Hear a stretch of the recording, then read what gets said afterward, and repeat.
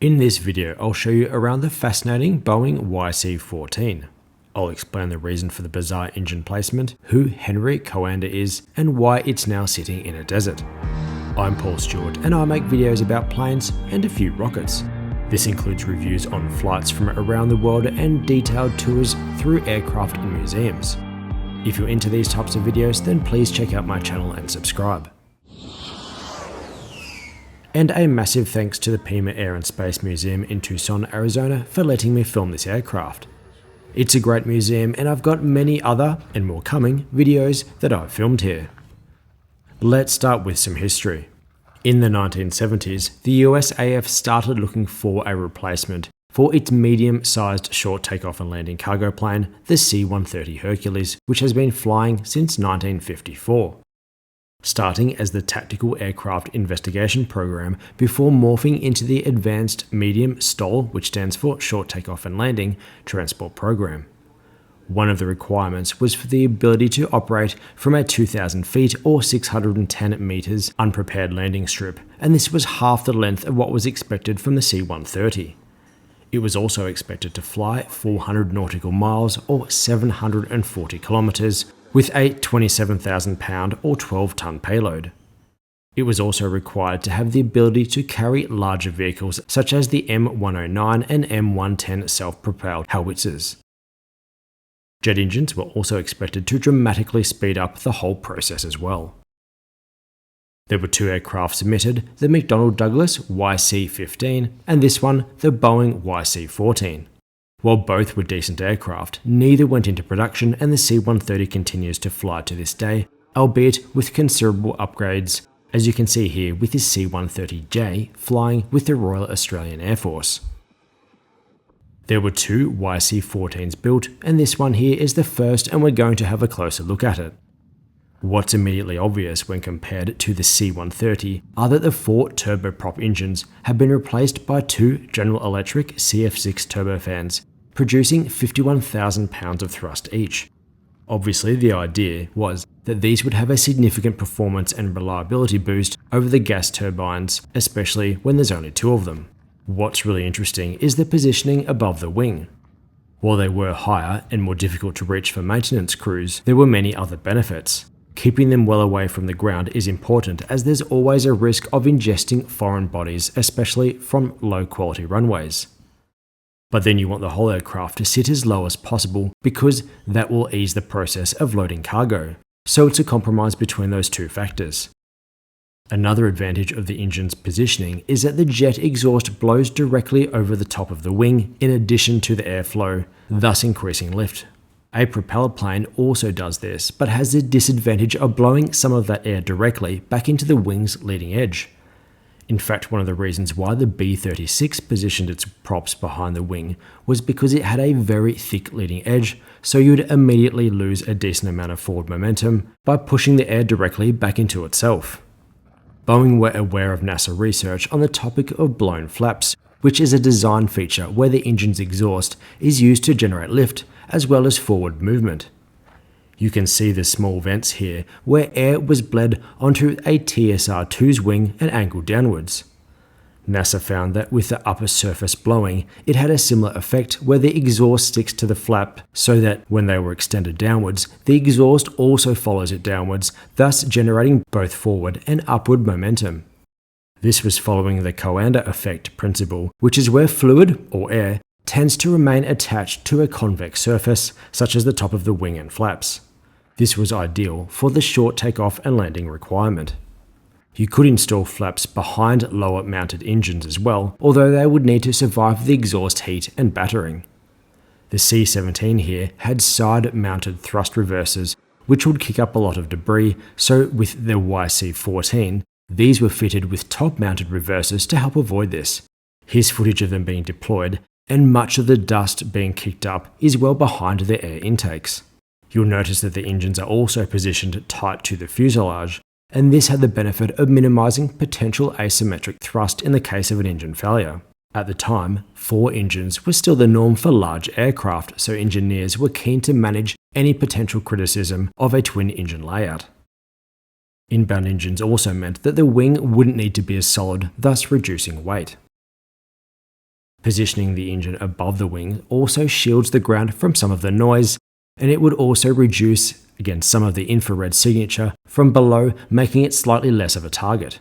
Now, it wasn't a stealth plane by any means, but all of these little features add up.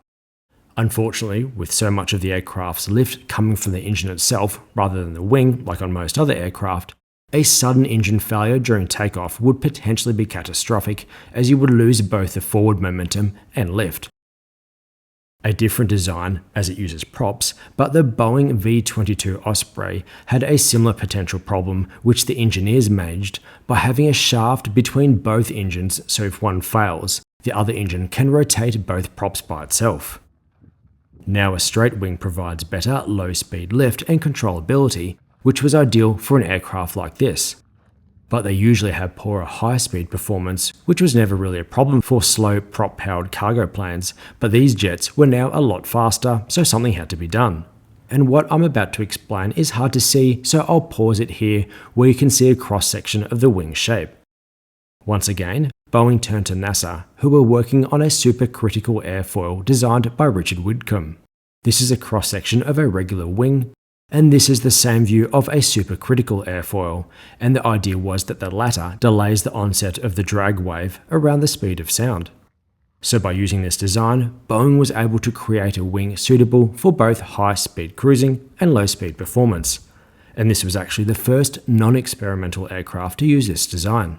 These structures here are flap canoes, which are just aerodynamic covers for the flap mechanisms.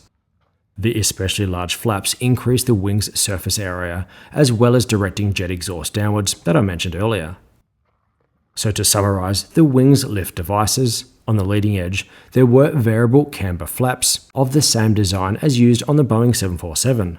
On the trailing edge, on the inboard section, is the upper surface blown flaps, which rotates the thrust to near vertical on STOL landing approaches, as I mentioned earlier. It also acts as a drag-producing device during the approach. And then on the outer trailing edge are larger circular arc double-slotted flaps. There were also spoilers taken from the 727 and 747, obviously reducing cost by reusing components. Now moving towards the back, and we have the tail plane, where the horizontal control surfaces were moved to the top, creating a T-tail. This was to move it up well above the hot engine exhaust and also further away from the wind shadow that would form above the fuselage when the aircraft had a nose-up angle. This obviously could cause control issues. In fact, it led to multiple crashes of aircraft with T-tails and remains a problem with this design. Therefore, they'll be fitted with multiple mechanisms to warn the pilot that their nose is too high. Now I'm going off topic here, but aircraft like the BAC-111 have stick shakers where the steering control vibrates to jolt the pilot into noticing the problem. If the pilot continues to ignore these warnings, they have a pneumatic ram device which will physically push the stick forward, forcing the nose to drop. But that's all for another video, and back to the YC-14. The elevators and rudders are double hinged, so they produce approximately twice the control power of comparable conventional jet transports. Again, all improving maneuverability. You access the cargo hold via these massive rear doors. The upper section here lifts upwards, and this section down here moves downwards, and inside that was a ramp that would slide out, allowing direct access to the ground without the need of any external ramp. The maximum payload was 69,000 pounds or 31 tons, or reduced to 27,000 pounds for STOL operations. But the USAF sprung a late requirement to carry the M60A2 tank, which weighed 111,000 pounds or 51 tons, which I'm sure irritated engineers. While one was successfully loaded into one of these, it never flew. Another interesting design aspect that you'll notice from the back here is how the landing gear has been moved to these flares on the side of the fuselage. While they would generate drag, and aircraft like the C-5 and the C-17 integrates them into the fuselage in a much smoother way, which is bound to improve their range, having these flares allows the cargo hold to remain as low to the ground as possible. Alternatively, if the landing gear was underneath the cargo hold, that would add a whole lot more height, making access much tougher. An alternative design would be what you see here with the Blackburn Beverley, which was a British heavy cargo plane that first flew in 1950, and they moved the landing gear out to underneath the wing, but that would require a heavier and reinforced wing as well as generating a lot of drag in flight. Now it's hard to see as the tyres have gone flat, but there would be 2 twin-wheel bogies with wheels borrowed from the 737. Having 8 main landing gear wheels obviously helps spread the weight across a larger surface area, again, very important on rougher runways, which you wouldn't want to sink down into. Another advantage of the flares is that they can be used for other equipment. The Soviet AN-22, which you can see in my guided tour video around that, stores both fuel and 2 auxiliary power units inside these flares. Back in the YC-14, and the port side flaring here has the air conditioning system for both the cockpit and the main cargo area, as this was also designed to carry 150 troops in a troop carrier configuration. It was always going to be a compromise between larger flares for more equipment, leaving the fuselage free for the cargo hold and the landing gear of course, versus increased drag, and that did end up being a problem with the early YC-14 designs, so they were eventually modified a little. Looking again at the starboard flare again, and it doesn't appear to have an APU. In fact, here's old photos where it's connected to a ground power unit. I'd have expected the production version would have an APU, as it was operating from forward runways where ground equipment would not be guaranteed. And I'd expect that it would have been positioned around here. Looking again at the engine, and it's a high bypass turbofan that was incredibly successful on many other jets and remains in service to this day. Just to demonstrate how powerful it is, here's a photo of a vortex in front of engine number 2. Now these are actually fairly common, although you only see them when there's a lot of moisture in the air. This engine, which also had the US military designation, the F-103 and F-138, was launched in 1969 in the Douglas DC-10 and used in the Airbus A300 and the Queen of the Skies, the 747. In fact, here's footage, which is just an excuse for me to include the beautiful spool-up music on board a Qantas 747-400ER.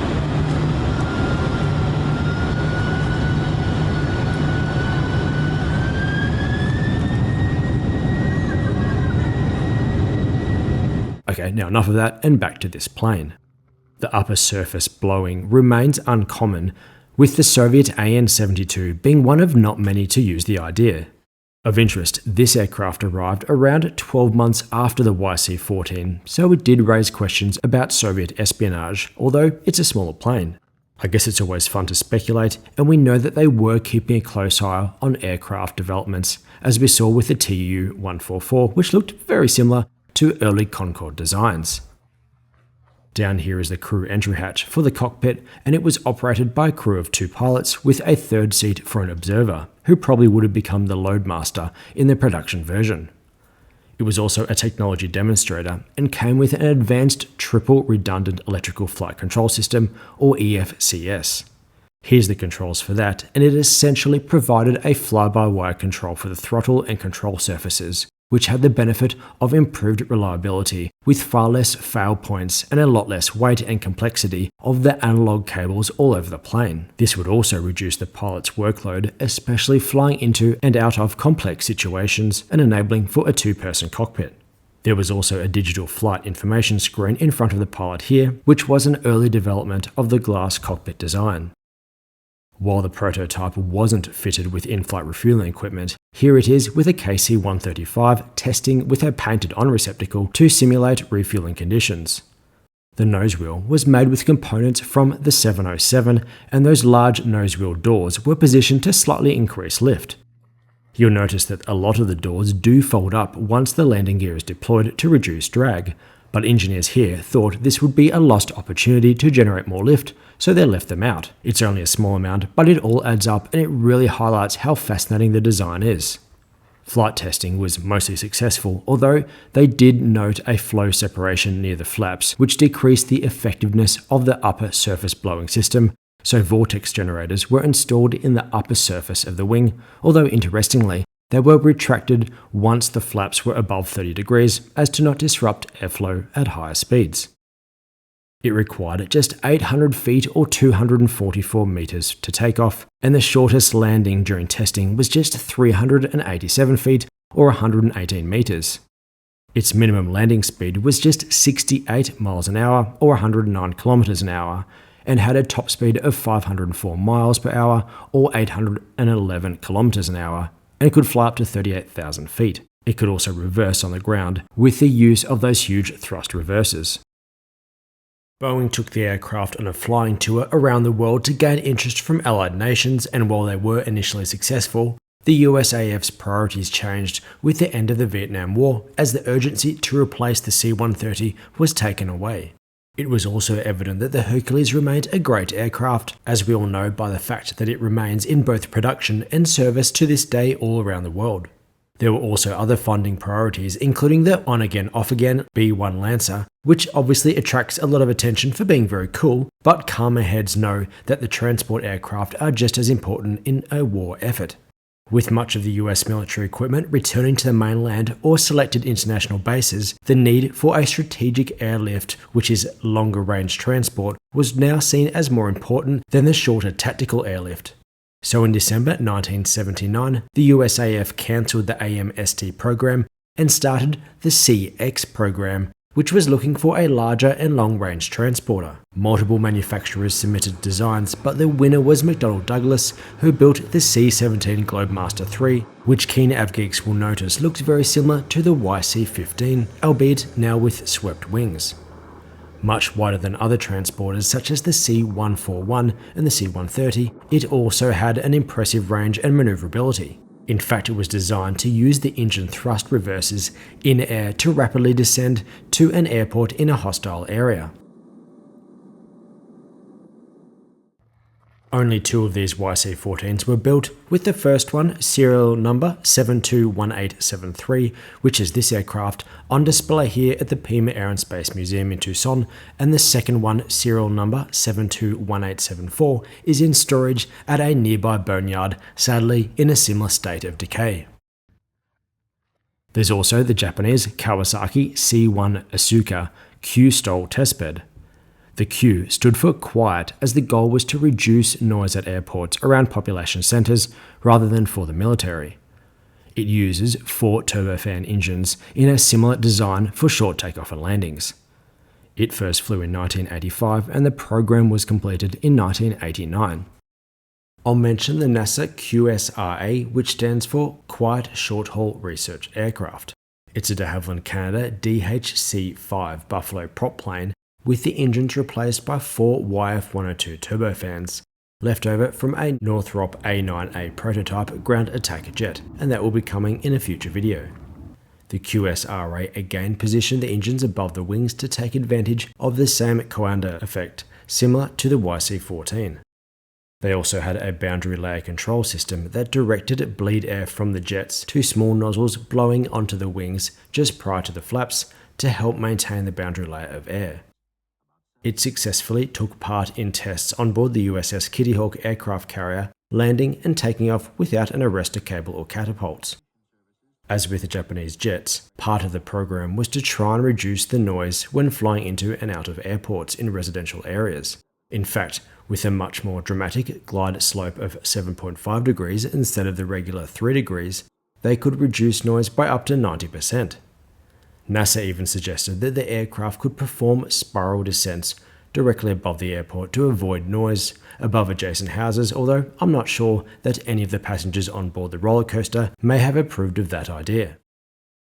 Now it's worth mentioning that other aircraft entered in the AMST program, and it was the McDonnell Douglas YC-15, of which there were also only 2 ever built. It has a more conventional design with 4 turbofan engines in underwing pods. These would blow back into large flaps that would direct the exhaust downwards, so a similar idea but different execution to that in the YC-14.